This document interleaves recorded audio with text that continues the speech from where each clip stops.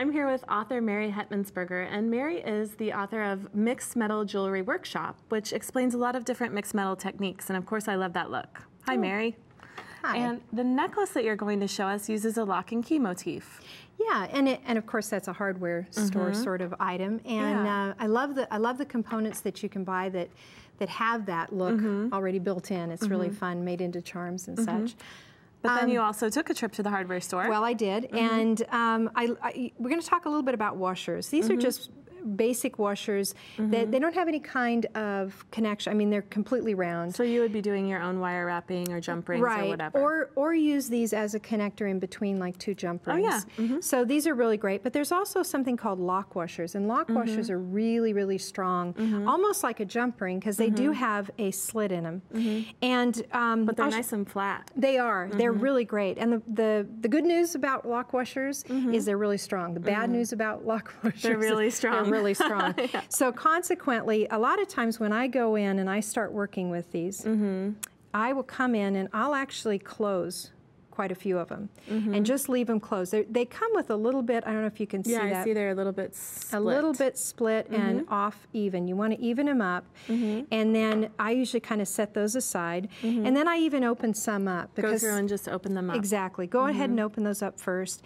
And then you can kind of either do... like here on this bracelet, it looks like you joined some of them with jump rings. Exactly. So I can make basically a bracelet that I'm going to use as a charm bracelet. Yeah. So I can add my materials to them, or I can use them inside of the piece, so they're actually part of the development of the bracelet or the design. And so this piece, you can see I've used the silver lock washers along with the components and the jump rings.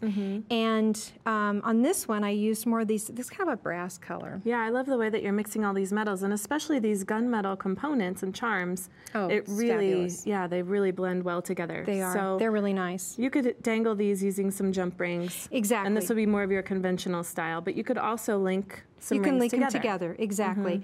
So the easy part, obviously, to open up is with the jump rings. And always remembering to turn the jump ring to the side. Exactly, rather than pull it apart. So if you've just connected your lock washers, made them solid, then you're easier to go back in and like on this one, I'll show you how to make a little charm. Okay. This little piece here, which is kind of fun, this is actually a toggle. Oh, yeah. So this, I mean, I love some of the toggles. I think they're just as pretty as some of the components. Yeah, you could use them as focals. And I usually do no less than 3 when I'm making a charm. I tend to like them to dangle off rather than be so tight.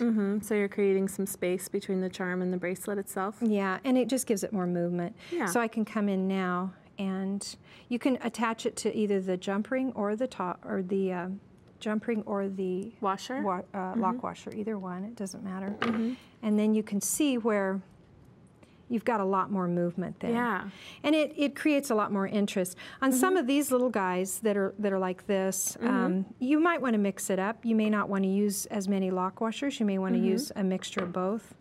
And you're just going to attach that one with the jump ring? And attach it on there too. And you can make some closer, but I like to leave a little bit of space. Yeah. Well, what I especially love about this look is the texture.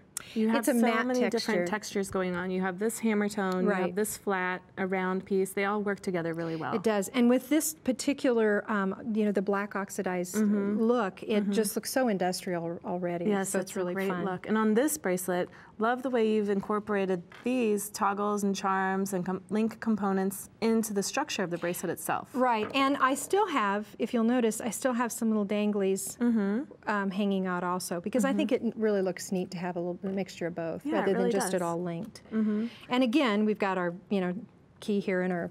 Your toggle closure has the key at one end and your padlock at the other. Which is kind of fun. That is very cool.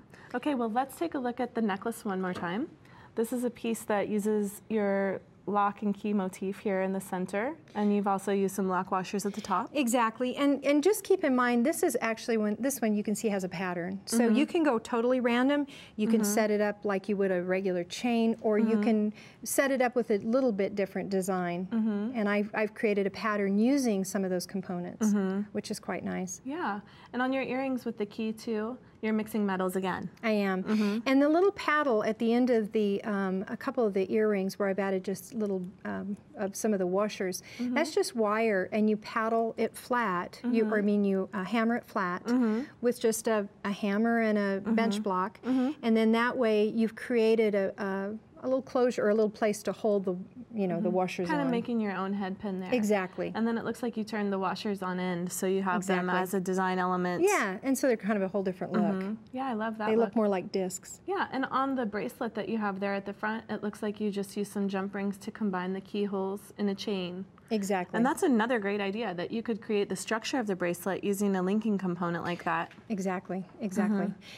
So, yeah, and the other thing here on this one, way over here, if you'll notice, that top is actually a toggle. That's one of the toggles. Yeah, it's one of the toggles I didn't use over here, so I actually used one of the toggles, and I like the way. So this piece right here is the toggle bar. It's the toggle bar. And so you put the ear wire at the top, and then you linked your own head pin here with some more washers on it. Because I had extra toggles left, or toggle bars left over. Well, we always do when we're using them as charms like this, right? Exactly. All right, well, this is some really great hardware store inspiration, and both in the design motif and the construction, and of course you're using all of your industrial tools here, so this is a perfect topic for today. And of course we're assembling the elements, and what I think we learned today is that inspiration comes from many different places, even the hardware store.